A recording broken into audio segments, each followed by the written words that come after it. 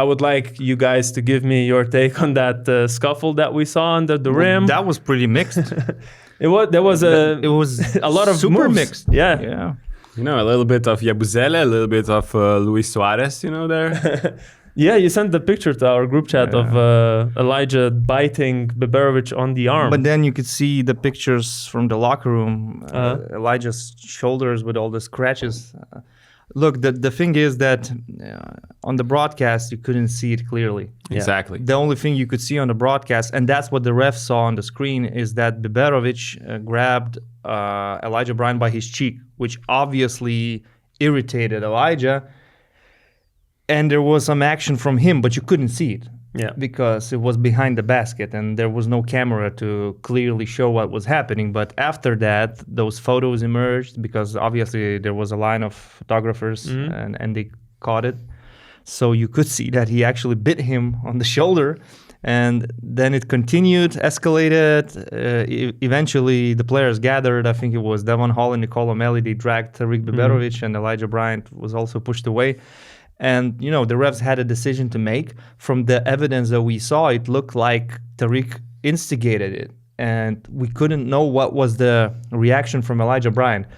And for the refs, the safest decision was to eject both players. But at the time, it looked like it's unfair to Elijah at the time.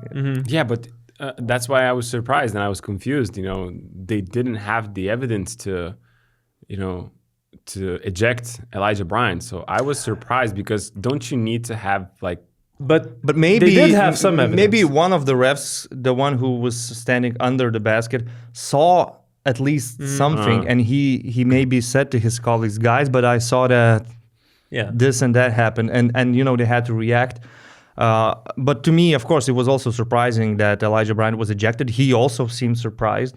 And it was a bigger loss for Efes, obviously, because in the third quarter, Elijah was cooking. He was playing like... He had 16 points up until that point, I believe. In the third quarter, he played like Micic for Ataman, something like that. And Tarik was okay. I mean, this thing happened after his successful layup, but it's not like he looked irreplaceable for Fenerbahce when they have Bonzi Colson, Nigel Hayes-Davis, and other guys.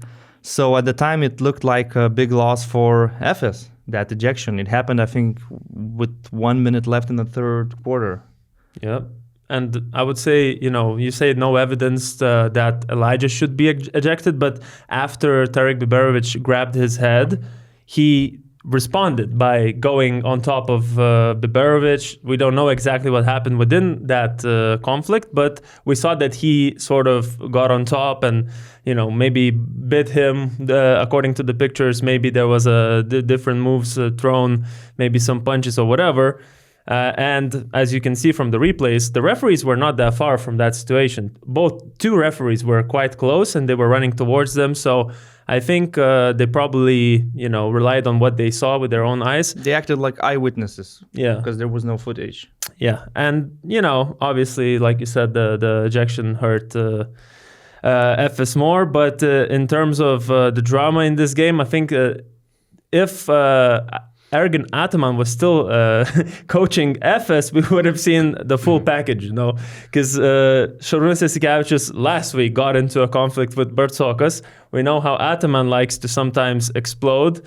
If this was the Istanbul derby with those two coaches, I think the whole season we would get these gifts of drama just gifted to us. Mijatovic looks like a really positive guy. Yeah, he's so chill. His comments. So chill. I mean, he's one of the rare coaches that when his team is down at the half before the third quarter, he takes his time to respond to the questions asked on TV, and he gives a pretty positive answer to that. So I don't really expect any circus from him, you know. Yeah. And also that we have to admit that the Istanbul derby, it's nice in terms of basketball quality, but it's not hostile? The derby that happens in the hostile environment with crazy fans. Because Efes, well, they're now in a new venue. I think the building was full, but when Efes is playing great, the fans get into it. But when they're not so good, it's silence. It's basically like in a library. And a couple hundred of Fenerbahce fans somewhere in the stands, they were always chanting and celebrating. And I don't really see this as a huge, angry rivalry between two clubs from the same city. Yeah. But basketball-wise, of course, it's a great show.